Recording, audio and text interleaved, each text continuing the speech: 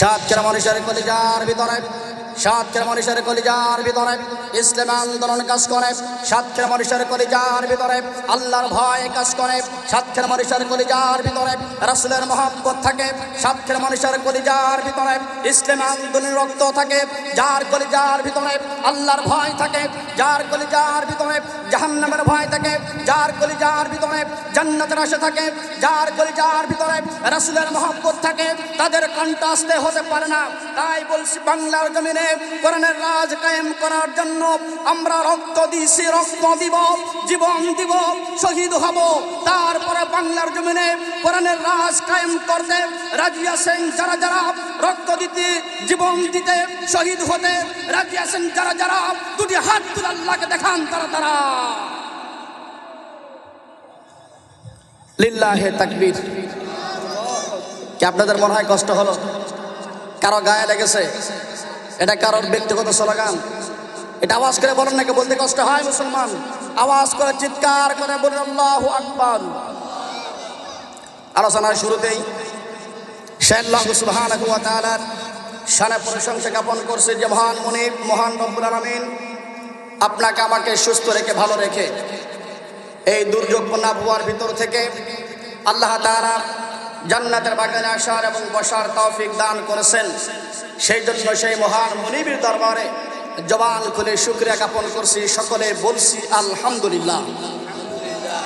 দুরূদ আর সালাম পেশ করছি শোষিত, নিপীড়িত, নির্যাতিত, নিষ্পেষিত মানবতার মুক্তির দিশারি সরারে কায়নাত আকা নামদার তাজদার মদিনা নূরে মুজাসসাম, নূরে মুকাররম, মামিনার কলিজার টুকরা নয়নের বদলে আহমদ মুজতবা, মুহাম্মদ মুস্তাফা, মুহাম্মদুর রাসূলুল্লাহ। সকলে বলুন সাল্লাল্লাহু আলাইহি ওয়াসাল্লাম। আমি আপনাদের কাছে একটু জানতে চাই, আমার ভাষা বুঝতে আপনাদেরকে কষ্ট হয়? কষ্ট হয় কার কার? একটু হাত তুলে দেখান তো। কারোর কি কষ্ট হয়? আমাকে চেনেন কয়জন? হাত তুলে দেখান তো। আমাকে চেনেন কয়জন? এর ভিতরে কি আমাকে চেনেন না? চেনেন না কেউ? আমি আপনাকে চিনি, আমার চাচাকে চিনি, আমার বাড়িও পদ্মপুকুর মাঝে বাড়ি। আপনারা আমার চেনেন না, আমি আপনাদের অনেকে চিনি। আমার বাড়ি কোথায় বললাম? পদ্মপুকুর মাঝি বাড়ি। মাঝে বাড়ি, পদ্মপুকুর মাঝি বাড়ি। মাঝে। তার নাম কি? ওয়াফিজউদ্দিন মাঝে, ওই যে রহিম মসজিদের কাছে আমার দাদার এক বোন। কোথাও বক্সর? জি সাথে। জি।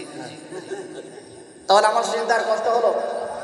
এবার কথা বলার সময় আমার আর কোনো ভয় থাকলো? যদি কেউ বাধা দেয়, আপনারা রেডি আছেন তো ইনশাল্লাহ? যে কারা কারা রেডি আছেন? যুবকদের মতো একদম স্লোগান দিয়ে দেখাই দেন তো। কারা একজন যুবক দাঁড়ান, দাঁড়িয়ে স্লোগান দিয়ে রেডি দেখান। একজন যুবক দাঁড়ান, দেখি একটু দেখি। প্রতাপনগর মাটিতে একটু দেখি একজন যুবক, রক্ত গরম টকটকে যুবক একজন দেখতে চাই, যিনি স্লোগান দিয়ে এই ময়দানটা গরম করে দিতে চাই, একটু দেখতে চাই। কেউ একজন ব্যক্তি দাঁড়ান। কেউ নেই? আচ্ছা, আমি তাকবীর দিচ্ছি, আপনারা আমার সঙ্গে আওয়াজ দেবেন।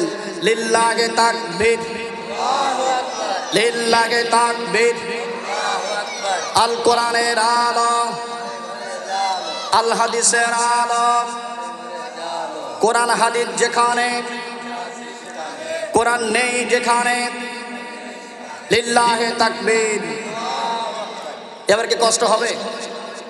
তাহলে আমরা শুরুতে আল্লাহ তাআলার প্রশংসা দিয়ে আমরা আলোচনার ভিতরে প্রবেশ করতে চাই। বর্তমান যুগে, রাসূল সাল্লাল্লাহু আলাইহি ওয়াসাল্লামের যুগে যখন কোরআন থেকে কথা বলা হতো, তারা কাফেররা বিরোধিতা করত।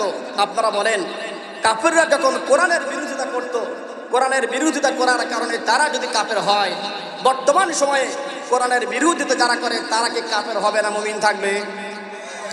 মাঝে মাঝে একটু প্রশ্ন করব, উত্তর দেবেন। ওই সময় আবু জেহেল যখন কোরআনের বাধা দিয়েছিল, তখন তারা কাফের হয়েছিল। বর্তমান সময়ে কোরআনের কথা বলতেই স্টেজের উপরে বাধা আসে, আলেমদের উপরে নির্যাতন, স্টেম রোলার চলে, অকট্য ভাষা ব্যবহার করা হয়। ওই সময় কোরআনের বিরোধিতা করার কারণে তারা যদি কাফের হয়, বর্তমান কোরআনের বিরোধিতা করার কারণে তারাও কাফের, এতে কোনো সন্দেহ নেই। কথা বলুন ঠিক না ঠিক? এই জন্য যতক্ষণ কথা হবে আপনাদের সাথে মত বিনিময় করে কথা হবে। রাজি আছেন যারা যারা? দুহাত দেখান তারা তারা। লিল্লাহে তাকবীর। সম্মানিত দিনবান, আল্লাহ সুবহানাহু ওয়া তাআলা কোরআনুল কারীমের ভিতরে সুন্দর করে বলেন, ইন্না ফি যালিকা লাযিকরা লিমান কানা লাহু কলবুন আও আলকাস সামআ ওয়া হুয়া শাহীদ। আল্লাহ বলেন, বান্দারা, কোরআন একটা পরিবেশন, ওই কোরআন তোমরা কি দিয়ে শ্রবণ করবে? আমরা যখন বাজারে যাই, হুজুর যখন বাজারে যাই সদাই কেনার জন্য, আমার চাচা আঙ্কেল চেয়ারম্যান সাহেব যখন বাজারে যাই সদাই কেনার জন্য, দোকানদার সুন্দর করে মেপে সদাইটা যখন দেওয়া হয়, আমরা হাতে গ্রহণ করি নতুবা প্যাকেট পেতে গ্রহণ করতে হয়। ওই সদাইটা নিয়ে আমরা বাড়িতে চলে আসি। আসার পরে বিবির কাছে দেওয়া হয়, বৌমার কাছে দেওয়া হয়, বাড়িতে রাখা হয়। আল্লাহ তাআলা বলেন, যেখানে কোরআন বলা হয়, কোরআনটা একটা পরিবেশন। যিনি কোরআন বলবেন, শ্রোতা যারা থাকবেন তারা কোরআন কি দিয়ে শ্রবণ করবেন। ইন্না ফি যালিকা লাযিকরা লিমান কানা লাহু কলবুন। আল্লাহ তাআলা বলেন, কলব নামক পাত্র দিয়ে, হার্ট নামক পাত্র দিয়ে কোরআন শ্রবণ করবে। হার্ট নামক পাত্র দিয়ে, কলব নামক পাত্র দিয়ে যখন কোরআন শ্রবণ করবে, কানটা যখন কোরআনের ময়দানে রাখবে, আল্লাহ তাআলা বলেন ওই বান্দার কোনো টেনশন থাকবে না, কোনো চিন্তা থাকবে না। একটা হরফ তেলাওয়াত শোনার সাথে সাথে তার আমলনামার সব গুনাহগুলি আমি আল্লাহ তাআলা মাফ করে দিলাম। বলুন সুবহানাল্লাহ। সম্মানিত ভাইরা, আল্লাহ রাব্বুল আলামিন সরাসরি আলোচনার ভিতরে প্রবেশ করব। আল্লাহ সুবহানাহু ওয়া তাআলার কোরআনুল কারীমের 5 নম্বর সূরা, 6 নম্বর পারা, 17 নম্বর সাফা, সূরাটির নাম হলো সূরা মায়েদা। আয়াত নাম্বার হলো 67 নম্বর আয়াত। আল্লাহ তাআলা বলেন, ইয়া আইয়ুহার রাসূলু বাল্লিগ মা উনজিলা ইলাইকা মির রাব্বিক ওয়া ইল্লাম তাফআল ফামা বাল্লাগতা রিসালাতাহু ওয়াল্লাহু ইয়াসিমুকা মিনান নাস। আল্লাহ বলেন, নবী আমার, তোমার উপর একটা কিতাব নাজিল করা হলো, একটা আয়াতে কারিমা নাজিল করা হলো, বাল্লিগু ইউবাল্লিগা তাবলীগুন ফাহুয়া মুবাল্লিগুন। আল্লাহ তাআলা বললেন, নবী আমার, আপনি রিসালাতের দায়িত্ব পালন করেন, কোরআন প্রচার করেন, কোরআন প্রচার করার জন্য বাইরে বের হন। রাসূলুল্লাহ নবী সাল্লাল্লাহু আলাইহি ওয়াসাল্লাম এই কথাগুলি সাহাবায়ে কেরামদের মাঝে সুন্দর করে বসে বসে বলতে লাগলেন।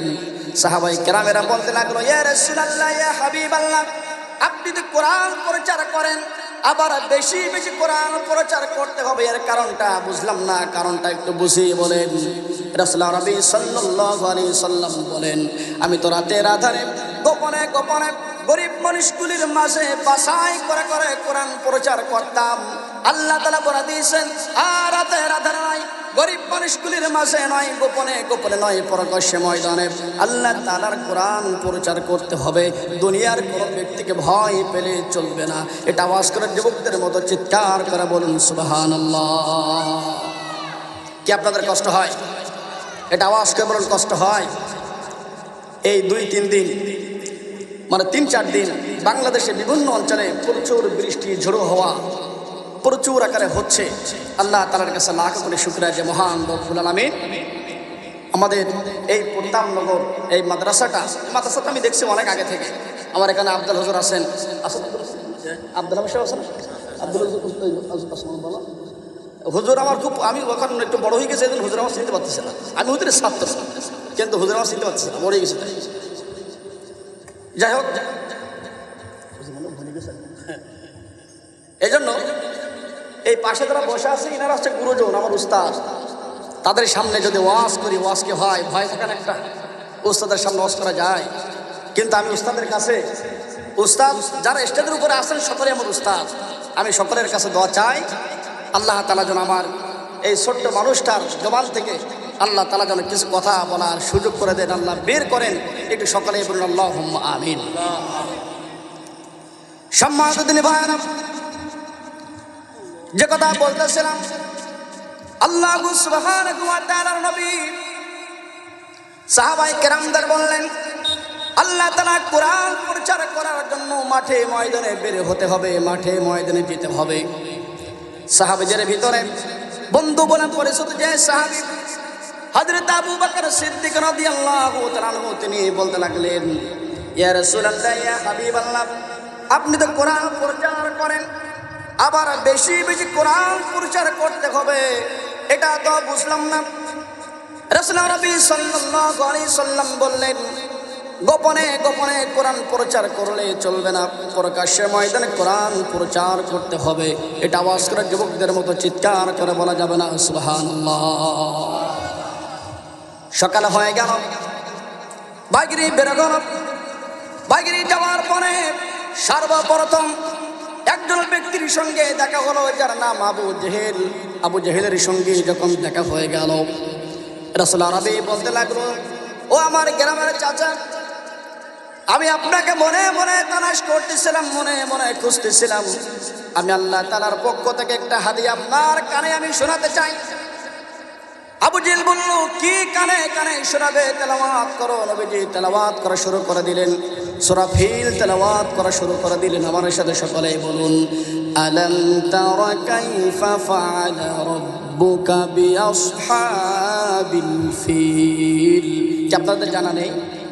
জানা থাকলে আওয়াজ করে জবান ছেড়ে বলুন না, আলাম তারা কাইফা ফাআলা রাব্বুকা বিআসহাবিল ফিল আলাম ইয়াজআল কাইদাহুম ফি তাদলিল ওয়া আরসালা আলাইহিম তায়রান আবাবিল তারমিহিম বিহিজারাতিন মিন সিজ্জিল ফাজআলাহুম কাআসফিন মাকুল। এটা আওয়াজ করে যুবকদের মতো চিৎকার করে বলুন আল্লাহু আকবার।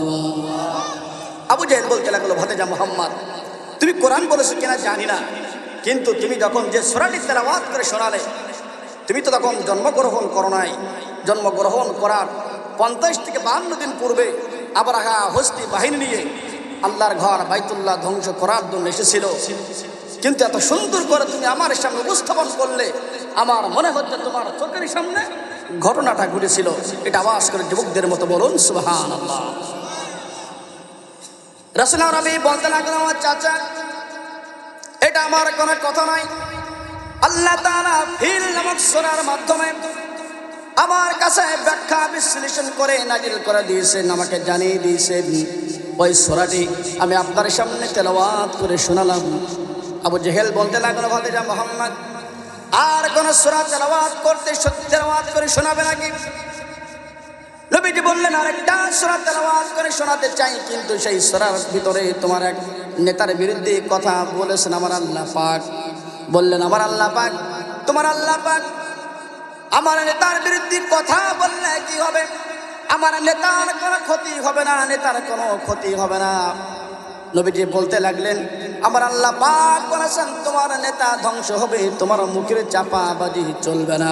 এটা আওয়াজ করে যুবকদের মধ্যে চিৎকার করে বলুন সুবহানাল্লাহ। নবীজি বললেন, সেই সূরাটিকে তেলাওয়াত করে শোনাবো? বললেন, হ্যাঁ, তেলাওয়াত করে শোনাতে পারেন। এবার তেলাওয়াত করা শুরু করে দিলেন, সূরা লাহাব তেলাওয়াত করলেন। সূরা লাহাব তেলাওয়াত শোনার পরে আবু জেহেল বললেন, এই যে সূরার ভিতরে যা বলা হয়েছে হুবাহু এই সূরাটির ব্যাখ্যা তোমার চাচা আবু লাহাবের সামনে আমি কি একটু শোনাতে পারি নাকি? বললেন, হ্যাঁ, আপনি যান, এই সূরার হুবাহু ব্যাখ্যা আমার চাচার কাছে আপনি যে শোনাতে পারেন। ইলাহা ইল্লাল্লাহ লা ইলাহা সুবহানাল্লাহ ওয়ালহামদুলিল্লাহ লা ইলাহা ইল্লাল্লাহ লা ইলাহা। মরণ পথের যাত্রী আমি মুসাফির, খাসা ছেড়ে যাবে পাখি হয়েছে অস্থির আমার, খাসা ছেড়ে যাবে পাখি হয়েছে অস্থির। আল্লাহ তাআলার হুকুম পেলে পাখিটা যাবে চলে, খাসা ছেড়ে যাবে পাখি।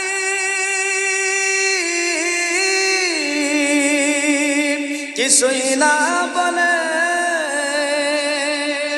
নীরব দেহ থাকবে পড়ে, নীরব দেহ থাকবে পড়ে, হয়ে যায় স্থির, খাসা ছেড়ে যাবে পাখি হয়ে সে অস্থির আমার খাসা ছেড়ে যাবে পাখি হয়ে সে অস্থির মরণ পথের যাত্রী আমি কবর পথের যাত্রী আমি মুসাফির খাসা ছেড়ে যাবে পাখি হয়ে সে অস্থির আমার খাসা ছেড়ে যাবে পাখি হয়ে সে অস্থির এটা আওয়াজ করে বলা যাবে না মারহাবা কি আপনাদের কষ্ট হচ্ছে ভাই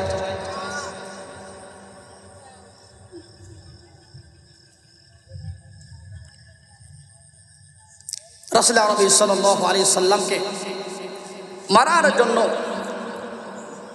তাকে ভাড়া করা হলো খাদিজা রাদিয়াল্লাহু তাআলা আনহা যখন দোয়া করলেন দোয়া কবুল হয়ে গেল আবু আনহাকে সালাম করলেন আর বলতে লাগলেন আম্মা খাদিজা খাদ্য দেন আমাকে খাবার দেন খাদিজা বলতে লাগলো বাবা আলী তোমার নবীজি খাদ্য চেয়েছেন খাদ্য দিতে পারি নাই হযরত আলী বলতে লাগলেন আম্মা খাদিজা হয়তো খাদ্য দেন নাইলে নবী দেন হয়তো খাদ্য দেন নাইলে নবী দেন খাদিজাতুল কুবরা রাদিয়াল্লাহু তাআলা বলতে লাগলো বাবা আলী খাদ্যের সাথে নবীর কি সম্পর্ক বলো হযরত আলী বললেন ও আম্মা খাদিজা আপনি জানেন না যে ব্যক্তি 3 দিন 4 দিন না খেয়ে থাকে 3 দিন 5 দিন 7 দিন না খেয়ে থাকে ক্ষুধার্ত ব্যক্তি যদি রাসূল সাল্লাল্লাহু আলাইহি সাল্লামের নূরানি চেহারা মুবারকের দিকে একবার যদি তাকায় 3 দিন 5 দিন 7 দিন পেটে ক্ষুধার্ত ব্যক্তি যখন নবীর মুখের দিকে একবার যখন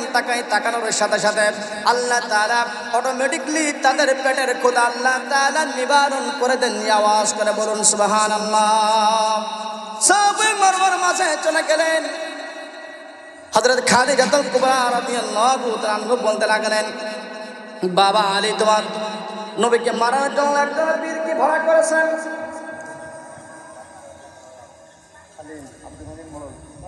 আব্দুল হালিম মোড়ল ভাই পিতামাতার রুহের মাগফিরাত কামনায় 500 টাকা করোনা দানকে কবুল করে নেন মান সম্মান বাড়িয়ে দিয়ে দেন কিয়ামতের ময়দানে কঠিন মুসিবতের দিন হযরত আবু বকর সিদ্দিক রাদিয়াল্লাহু তাআলা আনহুর সঙ্গে তাদের সাহাবায়ে কেরামদের সঙ্গে বানিয়ে নিন জান্নাতের মেহমান আমিন সম্মানিত ভাইরা রাসূল আরবি সাল্লাল্লাহু আলাইহি ওয়াসাল্লাম সাহাবায়ে মারওয়ার মাঝে যখন চলে গেলেন এদিক থেকে ইবনে মুগিরা আবু জেহেল আবু লাহাব উতবা সাহেবা একত্রিত হয়ে সকলে দাঁড়িয়ে রইলেন নবীকে বললেন ও আব্দুল্লাহর বেটা মুহাম্মদ ও ভাতিজা মুহাম্মদ তোমাকে মারার জন্য বীরকে ভাড়া করে আনা হলো বীরকে ভাড়া করে এনেছি তোমাকে মারবে দুনিয়া থেকে বিদায় করে দিবে এই মুহূর্তে হযরত আলী রাদিয়াল্লাহু তাআলা বলতে লাগলেন আম্মা খাদিজা ও আলী শোনো তোমার নবীকে মারার জন্য মোতার ঢালি ভাই 500 টাকা করলা দানকে কবুল করে নেন জানামানা বরকত দান আত্মীয় স্বজন যারা কবরস্থ হয়েছেন তাদের কবরখানা তুমি নূরে নূরান্বিত বানায় দেন আমিন সম্মানিত ভাইরা মা খাদিজাতুল কুবরা রাদিয়াল্লাহু তাআলা বলতে লাগলো বাবা আলী আব্দুল জলিল সানা ভাই 500 টাকা করলা দানকে কবুল করে নেন জানামানা বরকত দান সাহাবায়ে কেরামদের সঙ্গে আল্লাহ তাআলা বানাই নিও জান্নাতের মেহমান আমিন সম্মানিত ভাইরা আম্মা খাদিজা বলতে লাগলো আলী তোমার নবীকে মারার জন্য সাহাবায়ে এবং মারওয়ার মাঝে নিয়ে গিয়েছেন মারওয়ার মাঝে চলে গেছেন তোমার নবীকে মারার জন্য যাদের ধান বাসায় এসেছেন অনেকে ধান উঠিয়ে ফেলছেন অবশ্যই তারা এই ওশর একটা জাকাত আমরা ওশরটাকে একদম ভুলে গিয়েছি যে একটা জাকাতের একটা অংশ আমরা অনেকে জানিও না আপনারা এই ওশরটা এই জাকাতটা অবশ্যই আপনারা দান করবেন এই বারা মুসিবত এগুলো আসে একটা উদাহরণ মনে পড়েছিল উদাহরণটা বলার সময় নেই তা আপনারা সকলেই যাদের ধান উঠেছে আপনারা সকলেই যার যতটুকু সামর্থ্য সেই সামর্থ্য অনুযায়ী আপনারা আপনাদের মাদ্রাসা আল্লাহর রাস্তায় আপনারা অবশ্যই দান করার চেষ্টা করবেন আল্লাহ তাআলা দান করায় সেই মন মানসিকতা আল্লাহ তাআলা তৌফিক দান করেন সকলে বলুন আল্লাহুম্মা আমিন আমি যে কথা বলতেছিলাম ওই যে সাফ এবং মারওয়ার মাঝে কয়েকজন মিল নবীকে মারার জন্য চেষ্টা করতেছিলেন। এমন অবস্থা হযরত আলী রাদিয়াল্লাহু তাআলা আনহু ছুটতে শুরু করলেন। শুনলেন নবীকে মারবে, আলী বলতে লাগলেন, না, আমি বেঁচে থাকতে আমার নবীকে মারবে এটা কখনো হতে পারে না। ছুটতে শুরু করলেন। ছুটতে ছুটতে কিছু দূর চলে গেলেন। যাওয়ার পর লক্ষ্য করে দেখতে পেলেন আবু জেহেলের 50 জন কর্মীরা তরবারি হাতে নিয়ে তারা দাঁড়িয়ে রইলেন আর ঘোষণা করতে লাগলেন, আলীকে যদি কোনো প্রকার পাওয়া যায় একবারেই শিরশ্ছেদ করে কতল করে হত্যা করার নির্দেশ জারি করে রেখেছেন। হযরত আলী রাদিয়াল্লাহু তাআলা আনহু কিছু দূর যাওয়ার পর দেখতে পেলেন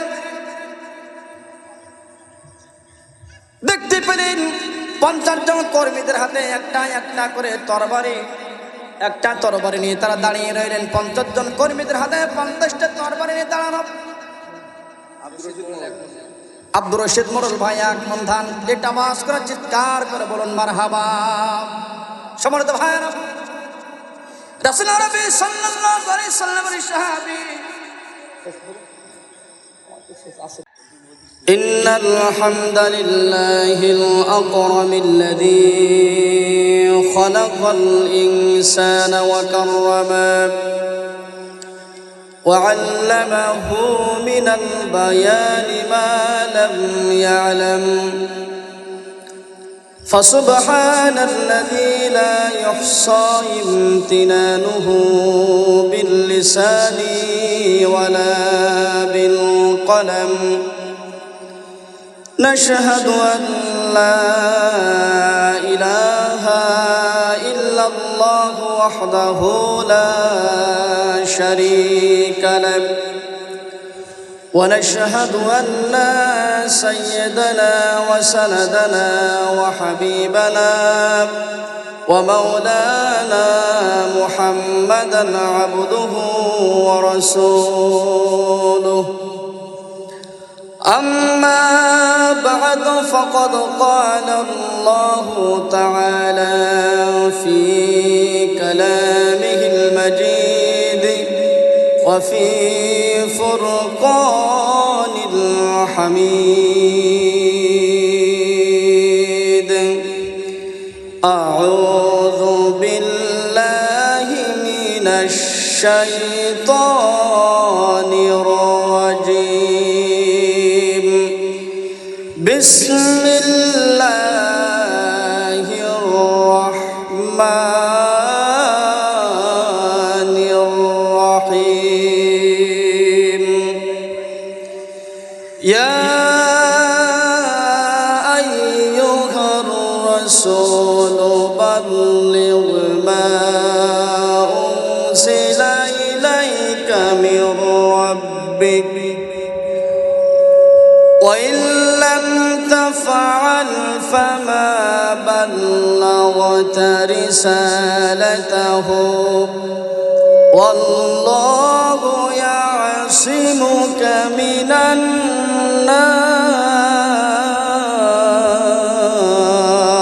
الناس إن الله لا يهدي القوم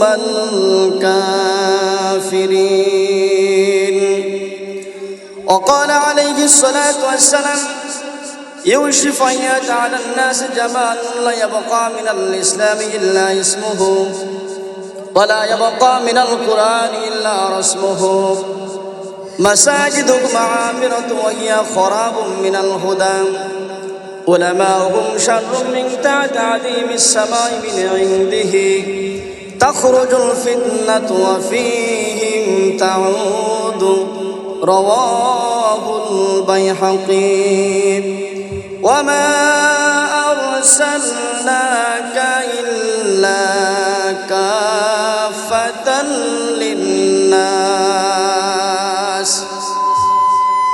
إلا كافة للناس بشيرا ونذيرا إن الله وملائكته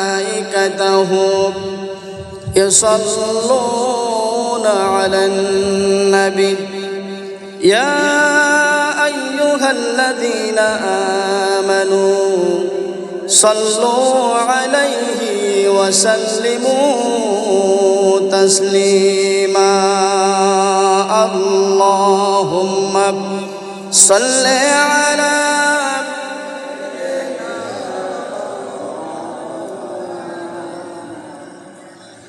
وعلى آل سيدنا আর কত রক্ত ঝরবে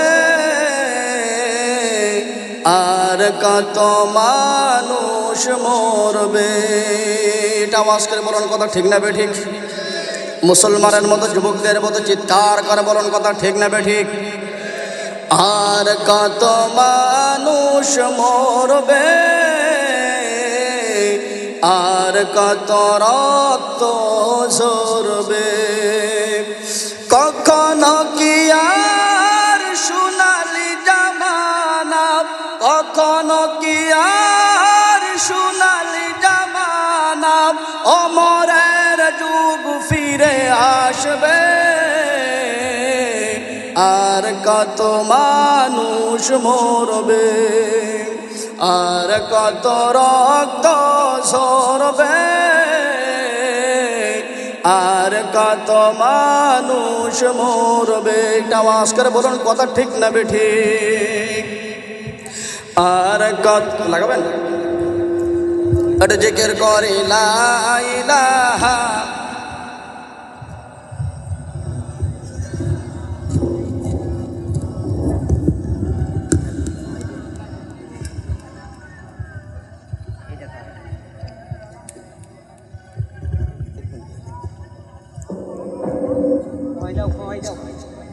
ব্লু কালারটা এটা হলো মিডিয়া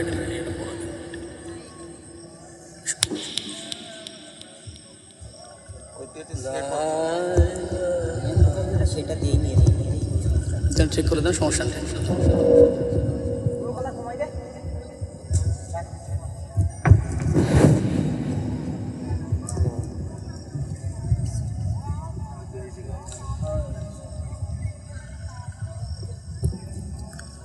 لا إله إلا الله لا إله إلا الله لا إله जिंदाबाद जिंदाबाद खुदर सेना जिंदाबाद जिंदाबाद जिंदाबाद खुदर सेना जिंदाबाद जोर कदमे जाओ एगिए इस्लाम आबार होक आबाद दीन इस्लाम जिंदाबाद जिंदाबाद जिंदाबाद खुदार सेना जिंदाबाद जिंदाबाद जिंदाबाद আল্লাহর সেনা জিন্দাবাদ কে জিন্দাবাদ কথাটি আপনাদের যদি মুখ থেকে বের হয় কি কষ্ট হবে এটা আওয়াজ করে বলুন কষ্ট হবে যদি কষ্ট না হয় আমার সাথে শুধুমাত্র জিন্দাবাদ জিন্দাবাদ শব্দটি একটু মুখ ছেড়ে দিয়ে জবানটা ছেড়ে দিয়ে বলবেন এটা আওয়াজ করে বলুন জিন্দাবাদ জিন্দাবাদ খোদার সেনা জিন্দাবাদ জিন্দাবাদ জিন্দাবাদ খোদার সেনা জিন্দাবাদ জোর কদমে যাও এগিয়ে ইসলাম আবার হোক আবাদ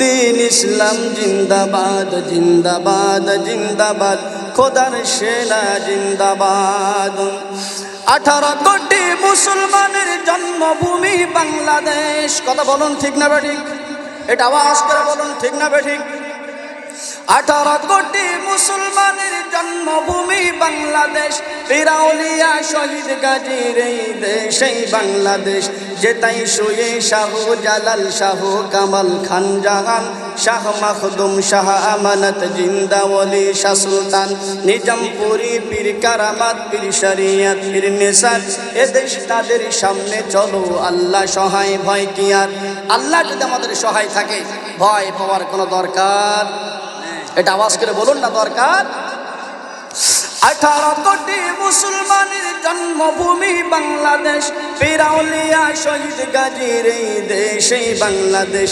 যেতাই শুয়ে শাহ জালাল, শাহ কামাল খান জাহান, শাহ মাখদুম, শাহ আমানত, জিন্দা ওলি শাহ সুলতান, নিজামপুরি, পীর কারামাত, পীর শরিয়ত, পীর নেসার।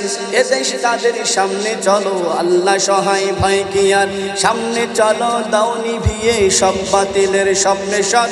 জিন্দাবাদ জিন্দাবাদ খোদার সেনা, জিন্দাবাদ জিন্দাবাদ জিন্দাবাদ খোদার সেনা, জিন্দাবাদ। জোর কদমে যাও এগিয়ে, ইসলাম আবার হোক আবাদ। জিহাদ জিহাদ আল জিহাদ, জিন্দাবাদ জিন্দাবাদ খোদার সেনা, জিন্দাবাদ। লিল্লাহে তাকবীর, লিল্লাহে তাকবীর।